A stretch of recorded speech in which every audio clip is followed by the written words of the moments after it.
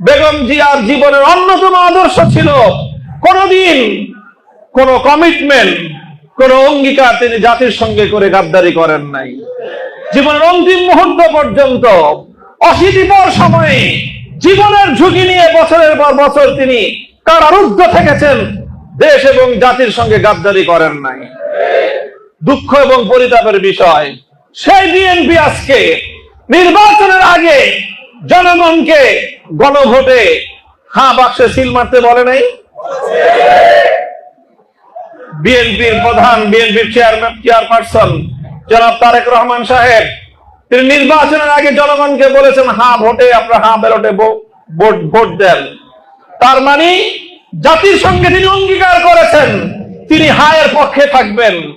দুর্ভাগ্যজনক ভাবে নির্বাচনের পরে কাদের কুমন্ত্রণায়, কাদের কুপরামর্শে তারা সংবিধান সংস্কারের শপথ গ্রহণ না করে গণভোটের আকাঙ্ক্ষা এবং গণভোটের ফলাফল বাস্তবায়নের ক্ষেত্রে টালবাহানা শুরু করেছেন।